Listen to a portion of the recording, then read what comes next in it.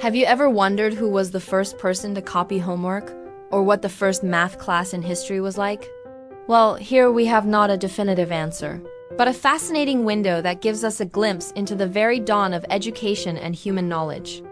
That window takes us directly to ancient Egypt, specifically to the figure of Ahmes, also known as Ahmose, who has the immense honor of being the first mathematician and educator in human history whose name has survived to this day. Born around 1680 or 1660 BC and died around 1620, at the age of about 40. Ahmes was not a conquering king or a high priest, but a brilliant scribe.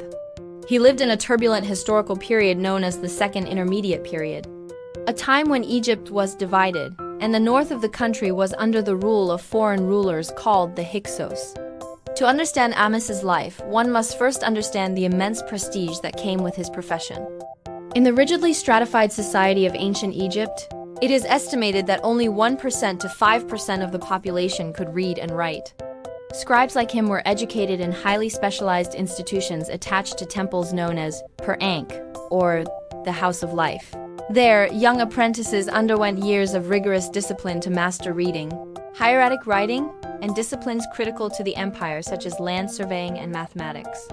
Didactic works of the time, such as the famous Satire of the Trades, were used in schools to remind students that enduring the rigor of study was worthwhile, for the scribe's pen would save them from the exhausting and brutal manual labor of potters, blacksmiths, or farmers, guaranteeing them a life of comfort. Ahmes's historical immortality is due to his role as the editor and compiler of the Rhind Mathematical Papyrus, named after the Scottish antiquarian Alexander Henry Rhind, who acquired it in 1858. In the first lines of this colossal papyrus scroll, Ahmes states a purpose that goes far beyond simple bureaucracy, promising that his text provides an accurate calculation for entering into the knowledge of all existing things and of all obscure secrets and mysteries. Ahmes completed this monumental task around 1650 BC, in the 33rd year of the reign of the Hyksos monarch Apophis. With great intellectual humility, Ahmes did not claim original authorship of the entire document, but he wrote that he was copying older material, originating about 2 centuries earlier during the reign of Pharaoh Amenhotep III. However, modern historians and philologists agree that Ahmes was much more than a mere human photocopier. He acted as a true teacher and curator of information. The papyrus he structured served as a reference manual and a textbook with clear pedagogical intentions.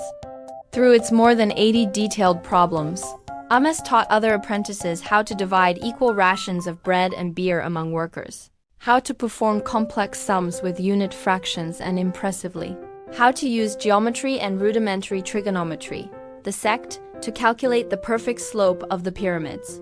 Curiously, we know absolutely nothing about Ahmes's personal romantic or family life beyond what he himself noted in the margins of his mathematical work. However, his status has endured in a poetic way. While the tombs of the pharaohs he served were looted and many of their names forgotten, the signature of this scribe survived the desert and the passage of 3 millennia. By proudly signing his homework, Ahmes became the founding father of mathematical literature, bequeathing his analytical methods and his amazing intellectual curiosity to the rest of the civilized world. And that's all for now. Don't forget to subscribe, like, comment, share, follow us on Facebook, TikTok, YouTube, and Instagram.